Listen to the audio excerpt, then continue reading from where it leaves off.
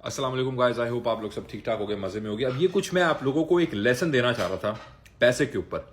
पैसे को देखने का एक पर्सपेक्टिव जो कि आप लोगों को किसी यूनिवर्सिटी, किसी स्कूल, किसी इदारे में, किसी गैदरिंग में आप लोगों को मुझे ये लगता है, मुझे शक है कि आप लोगों को ना पता होगा ना ये बात हुई होगी कभी। जिस तरह एनर्जी होती है, हर चीज की एनर्जी होती है, काइनेटिक होती है, पोटेंशियल होती है, हर चीज की एनर्जी होती है। आप खाते हैं पीते हैं, एनर्जी होती है। इस दुनिया में हर चीज में एनर्जी इस्तेमाल हो रही होती है। पैसा जो आपके पास जेब में नोट है, अगर आपके पास वक्त $100 जेब में है, 100 धर्म जेब में है, 1000 रुपया जेब में है, रियाल जेब में है, कुछ भी आपके पास जेब में, पाउंड है, ब्यूरो है, वो एक्चुअली क्या है? वो स्टोर्ड इकोनॉमिकल एनर्जी है, स्टोर्ड एक फाइनेंशियल एनर्जी है जो आपकी जेब में है। जिसका मतलब है कि आपकी कंट्री के अंदर जो मिनिमम वेज है, अगर आपकी कंट्री के अंदर फॉर एग्जाम्पल दे रहा हूं, एक मिनिमम वेज आपके पास $20 है, $15 है पर आवर, $25 है पर आवर। अगर $100 आपकी जेब में, इसका मतलब है कि एक एवरेज वेज अर्नर या जो वेज अर्नर है आपकी कंट्री में, जो एक शख्स है, एक इंसान है, उसके 4 घंटे आपकी जेब में है। 4 आवर्स के लिए उसकी एनर्जी आपकी है, जिसको आप ओन करते हो। उस पैसे को दे के आप घर में प्लम्बर बुलाते हो, वो आपके लिए काम करता है, वो आपको 3 घंटे 4 घंटे देता है। इलेक्ट्रिशियन होता है, मैकेनिक होता है, पेट्रोल फ्यूल, जितनी एनर्जी लोगों की लगी है वो फ्यूल पेट्रोल स्टेशन तक पहुंचाने में वो आपको चार्ज करके उससे पैसे ले रहे हैं। तो जो आप करेंसी यूज कर रहे हो, एक्चुअली आप सिर्फ और सिर्फ अगले को बाय कर रहे हो। आप अगले का टाइम बाय कर रहे हो, अगले की एनर्जी बाय कर रहे हो, अगले को एज अ रिसोर्स बाय कर रहे हो, उसका स्किल बाय कर रहे हो, प्रॉब्लम को सॉल्व कर रहे हो आप। उसके लिए आप एक एक्सचेंज कर रहे हो, उसको कहते हैं करेंसी। और एक करेंसी नोट सोसाइटी में इसलिए है ताकि केओस ना हो, ताकि एक pre set standard exchange standard हो कि भाई ये करेंसी है, हर कोई इसको इस्तेमाल करेगा, एक दूसरे का वक्त खरीदने के लिए, स्किल खरीदने के लिए, एक दूसरे की एनर्जी खरीदने के लिए, हर कोई इसको यूज करेगा। और उसके लिए फिर आप पे करते हो ताकि सोसाइटी के अंदर एक क्योटिक सिचुएशन ना हो। इसलिए करेंसी का कॉन्सेप्ट हमारे सामने, और इसलिए करेंसी का कॉन्सेप्ट बना हुआ है। सबसे पहले तो आपने पैसे को इस पर्सपेक्टिव से देखना है। सेकंड पर्सपेक्टिव पैसे का यह है कि पैसा जो है वो एक बहुत तेजी से डीवैल्यू होने वाली चीज है। जब से गोल्ड स्टैंडर्ड से पैसा हटा है तो वो बहुत तेजी से डीवैल्यू होने वाली चीज है। 25% पिछले 4 साल में डॉलर डीवैल्यू हो चुका है। तो जो चीज आप डॉलर से पहले $100 से ले सकते थे, आज उसी चीज को लेने के लिए वो मतलब $75 जो है, वो जो पहले थे अब वो $100 है। अब वो जो $100 है आपको $125 चाहिए। तो सबसे पहले तो ये है कि पैसे को आपने ऐसे देखना है कि आपने जब काम कर रहे हो, जॉब कर रहे हो, बिजनेस का सोच रहे हो, एंटरप्रेन्योरशिप का सोच रहे हो, इन्वेस्टमेंट का सोच रहे हो, तो आपने इस माइंडसेट से सोचना है कि मैं एक्चुअली कैश जमा करने के लिए, या मैं अपने डॉलर पोर्टफोलियो बढ़ाने के लिए, या मैं अपने करेंसी पोर्टफोलियो बढ़ाने के लिए नहीं कर रहा। मैं एक्चुअली अपना फ्रीडम और अपना सोसाइटल इंफ्लुएंस बढ़ाने के लिए काम कर रहा हूं। मैं प्रॉब्लम को सॉल्व करने ही कर रहा हूं। तो मैं जब पर्सनली क्रिप्टो खरीदता हूं या मैं पर्सनली कहीं इन्वेस्टमेंट का सोचता हूं, तो मैं हमेशा वैल्यू में नहीं सोचता। मैं, जो कि काउंटर इंट्यूटिव बात जाएगी, किसी यूनिवर्सिटी कहीं पे आपको ROI value honestly speaking it's bullshit. ठीक है, ये सब बकवास है। सिर्फ प्रॉब्लम सॉल्विंग के हिसाब से सोचो। अगर आज आप प्रॉपर्टी ले रहे हो और अगर वो प्रॉपर्टी खरीदने के लिए आपकी प्रॉब्लम ये सॉल्व होती है कि आपके पास फैमिली आपकी साथ रह सकती है, चाहे उस प्रॉपर्टी की वैल्यूएशन कुछ भी हो, लेकिन वो जो itself solution of the problem है पैसे से, वो एक्चुअली हकीकी तौर पे आपके लाइफस्टाइल को बेहतर करेगा।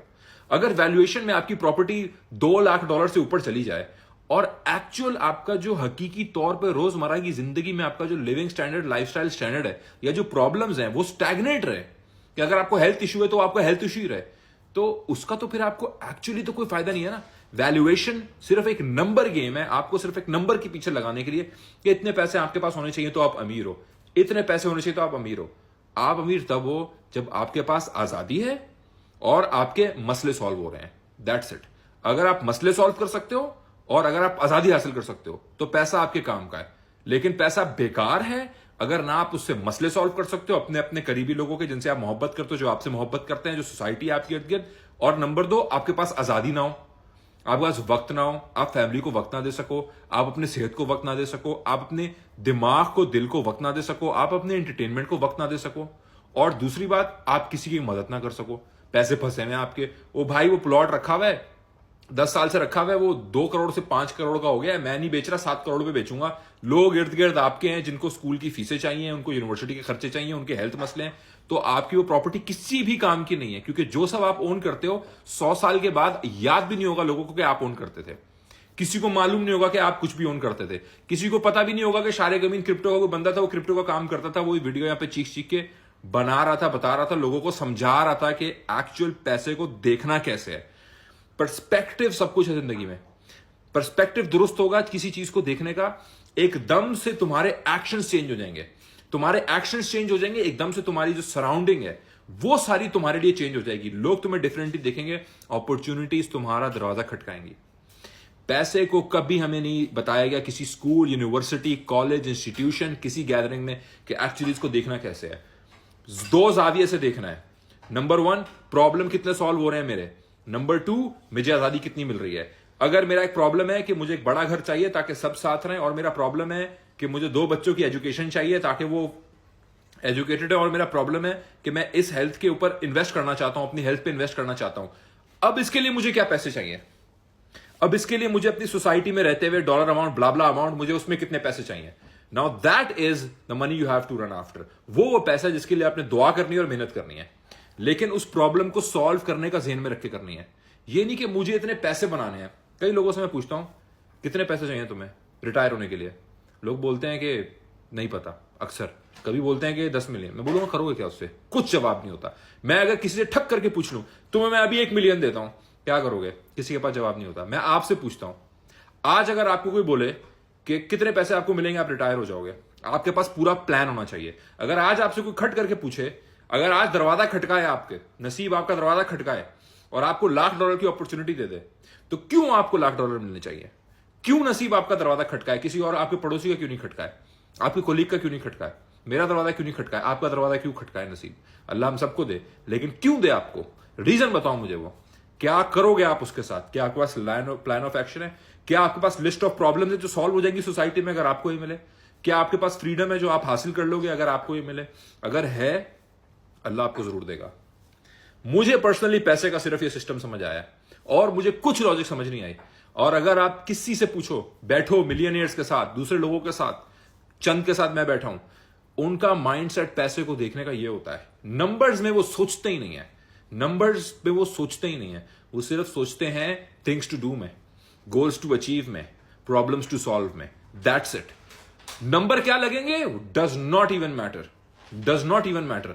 ये प्रॉब्लम है मुझे इस वक्त, थक 3 चीजें मैंने सॉल्व करनी है अगले 3 साल के अंदर। ये मेरे गोल हैं, 2 मैंने अचीव करने हैं, मुझे ये गाड़ी चाहिए, दैट्स इट।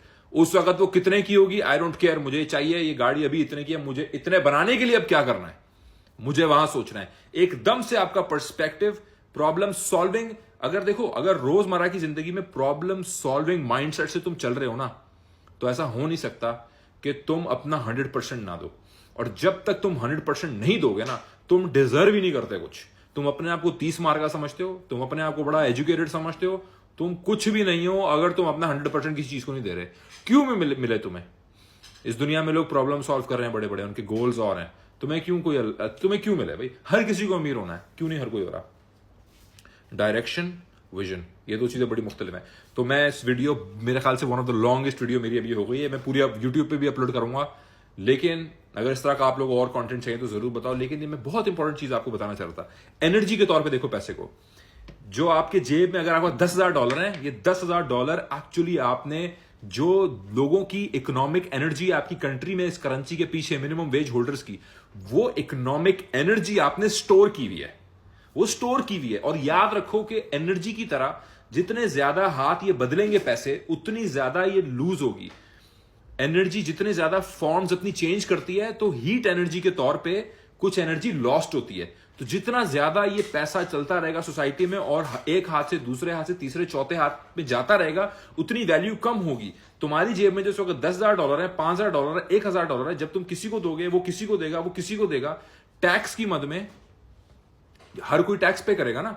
जब तुम किसी को दोगे वो जीएसटी पे करोगे, वैट पे करोगे, इनकम टैक्स पे करोगे, कॉर्पोरेट टैक्स पे करोगे, कोई ना कोई टैक्स पे करोगे ना। सेल्स टैक्स पे करोगे, परचेज टैक्स पे करोगे, कार टैक्स पे करोगे। वो टैक्सेस की मद में जितने हाथ पैसा बदलेगा, उतनी ज्यादा एनर्जी लूज होती रहेगी, उसकी वैल्यू कम होती रहेगी। एंड में $10,000 ही होगा किसी के हाथ में, लेकिन वो एक्चुअल $4,000 के बराबर होगा। तो पैसे को इस जाविये से सोचो, नंबर्स में सोचना छोड़ दो और देखो फिर इंशाल्लाह कैसी तब्दीली आती है तुम्हारे इर्द गिर्द इंशाल्लाह ताला। थैंक यू सो मच, जज़ाकल्लाह।